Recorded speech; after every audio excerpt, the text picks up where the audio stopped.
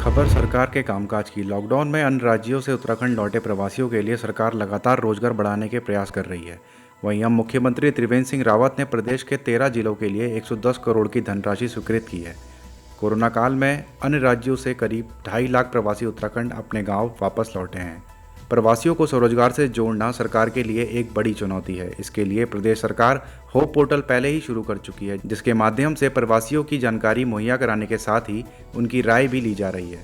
वहीं अब प्रदेश सरकार ने प्रवासियों को स्वरोजगार के अवसर उपलब्ध कराने के लिए 110 करोड़ की धनराशि स्वीकृत की है। मुख्यमंत्री त्रिवेंद्र सिंह रावत ने कहा कि गांव लौटे प्रवासियों की राज्य सरकार पूरी मदद कर रही है। उनके हित के लिए सरकार ने मुख्यमंत्री स्वरोजगार योजना शुरू की है। इसके तहत आसान शर्तों के अधीन अपेक्षित धनराशि उपलब्ध कराई जा रही है। इसके अलावा विभिन्न विभागों के स्तर पर संचालित स्वरोजगार योजनाओं को भी इससे जोड़ा गया है। खबर जनता जनार्दन की। मंगलवार को मुख्यमंत्री त्रिवेंद्र सिंह रावत की अध्यक्षता में ग्राम विकास एवं पलायन आयोग की तीसरी बैठक आयोजित की गई। इस दौरान मुख्यमंत्री त्रिवेंद्र सिंह रावत ने ग्राम विकास एवं पलायन आयोग द्वारा प्रस्तुत जिले टिहरी की रिपोर्ट का विमोचन किया। सीएम त्रिवेंद्र ने कहा कि कोविड-19 के दृष्टिगत प्रदेशवासियों को रोजगार के अवसर प्रदान करना सरकार की शीर्ष प्राथमिकताओं में है। यह भी आकलन किया गया कि उत्तराखंड में जो प्रवासी उत्तराखंड आए हैं उनमें से कितने लोग प्रदेश में रहकर ही स्वरोजगार करना चाहते हैं। मुख्यमंत्री ने कहा कि ग्रामीण क्षेत्रों में रोजगार के लिए महिलाओं को बैंक से लोन लेने में कोई परेशानी ना हो, इसके लिए भूमि खाताधारक के साथ उनकी पत्नी का नाम भी शामिल किया जाए। उन्होंने मुख्यमंत्री स्वरोजगार योजना के तहत प्रदेशवासियों को कई क्षेत्रों में रोजगार उपलब्ध कराने की बात कही है। सीएम ने कहा कि किन क्षेत्रों में कार्य करने के लिए लोग अधिक रुचि दिख रहे हैं और लोगों की आमदनी में कैसे वृद्धि की जा सकती है, किन क्षेत्रों में रोजगार की अवधि संभव है, इसकी पूरी स्टडी की जाए। सीएम ने कहा कि हमें स्थानीय उत्पादों को बढ़ावा देने के साथ ही उसकी पैकेजिंग एवं मार्केटिंग की दिशा में भी विशेष प्रयास करने होंगे। ग्रामीण क्षेत्र की योजनाओं एवं जन कल्याणकारी योजनाओं की दिशा में और तेजी से कार्य करने के निर्देश भी उन्होंने बैठक में दिए। खबर कोरोना के ढाई चाल की। उत्तराखंड में कोरोना वायरस का कहर बढ़ता जा रहा है। मंगलवार 3 बजे जारी स्वास्थ्य बुलेटिन के अनुसार प्रदेश में 67 नए मामले सामने आए हैं, जिसके बाद कोरोना मरीजों की संख्या 1912 पहुंच गई है। हालांकि इनमें से 1194 मरीज अभी तक ठीक होकर वापस घर जा चुके हैं। प्रदेश में 680 केस एक्टिव हैं। कोरोना के ज़्यादातर मामले प्रवासियों की वापसी के बाद सामने आए हैं। बुलेटिन के अनुसार नए मामलों में अल्मोड़ा से 10, देहरादून से 5, हरिद्वार से 8, टिहरी गढ़वाल से 14, पिथौरागढ़ से 7, पौड़ी गढ़वाल से 2, नैनीताल से 2, उधम सिंह नगर से 7, उत्तरकाशी से 4 और नए कोरोना वायरस के संक्रमित मरीज मिले हैं। इधर लगातार बढ़ रहे कोविड-19 के मामलों ने स्वास्थ्य विभाग और सरकार दोनों की चिंता बढ़ा दी है।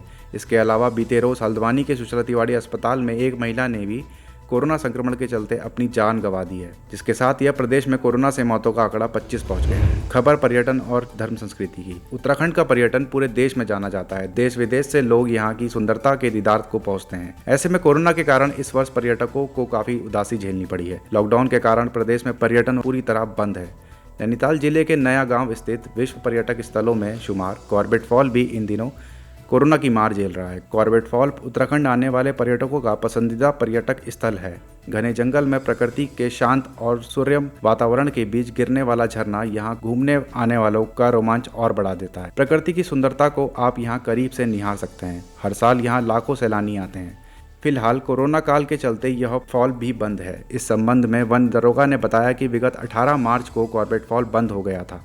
इसके बाद कोरोना काल शुरू हुआ तो फॉल को अनिश्चित काल के लिए बंद कर दिया गया है। उनकी माने तो कोरोना खत्म होते ही पर्यटकों की आवाजाही के लिए इसे खोल दिया जाएगा। उन्होंने बताया कि अभी तक कॉर्बेट फॉल के नुकसान का अनुमान लगाने तो करीब 30 लाख तक का नुकसान अभी तक हो चुका है, क्योंकि पिछले साल 30 जून तक कॉर्बेट में 67 लाख रुपए की इनकम हुई थी। यहाँ सैलानी हर साल आकर कॉर्बेट फॉल, झरना और म्यूजियम का आनंद लेते हैं, लेकिन इस बार कोरोना काल के चलते पर्यटकों से गुलजार रहने वाला कॉर्बेट फॉल शांत है। चारों ओर सिर्फ पशु पक्षियों और चिड़ियों की चिड़चिड़ाहट। वन दरोगा ने बताया कि अनुमान है कि अक्टूबर से फिर से वहां रंग में कॉर्बेट फॉल नजर आएगा। खबर विपक्ष के आपसी विवाद की। प्रदेश की कांग्रेस पार्टी के भीतर चल रहे विवाद सुलझने का नाम नहीं ले रहे हैं। जिस विपक्ष को सरकार को घेरना चाहिए उसके नेता आपस में ही लड़ाई में व्यस्त दिख रहे हैं। कांग्रेस के पूर्व राष्ट्रीय सचिव प्रकाश जोशी और नेता प्रतिपक्ष इंदिरा हृदयेश इन दिनों एक दूसरे के खिलाफ जमकर जुबानी तीर चलाते नजर आ रहे हैं। प्रकाश जोशी ने जहां नेता प्रतिपक्ष इंदिरा हृदयेश पर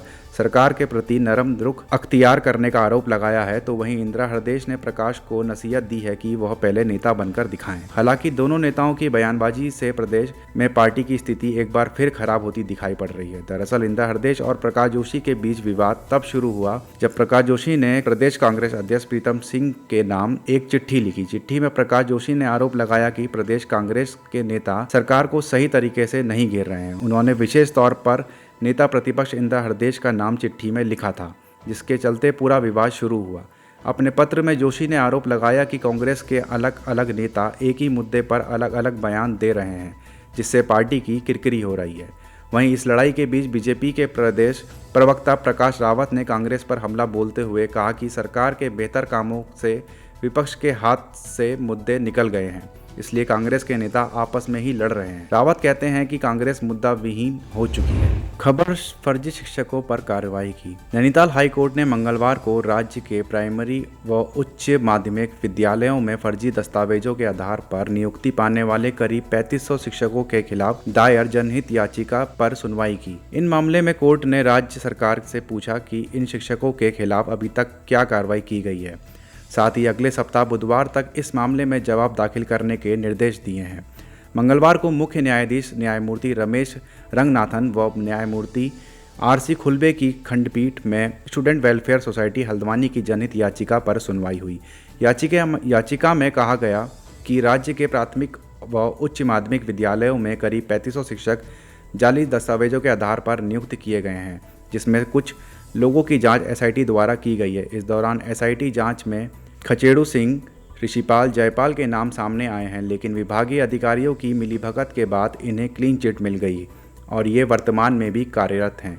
संस्था ने इस प्रकरण की एसआईटी जांच करने की भी मांग की है। सुनवाई के दौरान राज्य सरकार ने अपना शपथ पत्र पेश कर कहा है कि इस मामले की एसआईटी जांच चल रही है। बता दें कि अभी तक 84 अध्यापकों के दस्तावेज फर्जी पाए गए हैं और इनके खिलाफ कार्रवाई चल रही है। खबर उत्तराखंड में कारोबार की। उत्तराखंड में फलों के राजा आम पर भी इस बार कोरोना वायरस के चलते लॉकडाउन से लेकर मौसम तक की मार गंभीर पड़ी है।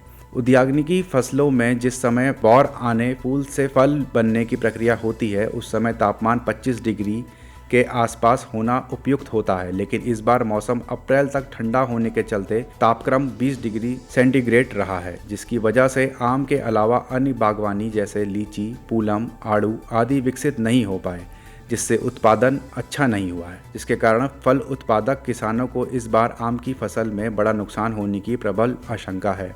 पहले मौसम का ठंडा होना, फिर लॉकडाउन में फसल की देखरेख ना हो पाना आदि तमाम ऐसे कारण हैं जिस कारण फल विकसित नहीं हो पाए और गुणवत्ता भी खराब है। आम को नुकसान की एक बड़ी वजह रात दिन के तापमान में ज़्यादा अंतर होना भी है, जिसकी वजह से आम के पेड़ पर फटने की समस्या भी काफ़ी है। इस कारण बागवान उपज को बाहरी मंडियों में ले जाने की हिम्मत नहीं जुटा पा रहे हैं। दोस्तों, हमारा यह वीडियो आपको कैसा लगा आप हमें कमेंट बॉक्स में ज़रूर बताइएगा। अगर आप इसको YouTube पर देख रहे हैं तो हमारे चैनल को सब्सक्राइब करिए। अगर आप Facebook पर देख रहे हैं तो हमारे चैनल को लाइक करिए और हमारे पेज को फॉलो करें। नमस्कार।